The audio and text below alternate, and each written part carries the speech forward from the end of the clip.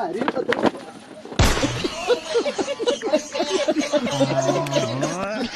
हवाई जहाज कहाया का हां ये त तेजी से आवत है का भाग के था बिना बुलाऊ है। ऊ कहत रहे ना गा जथर पाइप मांगे छ त ले जा पहुंचाया वाला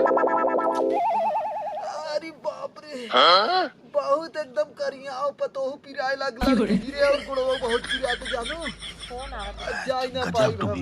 हेलो रुको जरा सबर करो। हाँ मौसी बुढ़ाऊ ना बीमार है उनका कहिया पर उठ ना पावत है और गजोधर गहन खेते तो के जाए या नहीं तो के अरे हम आई जब के है मौसी हमारा आवत है आवत है।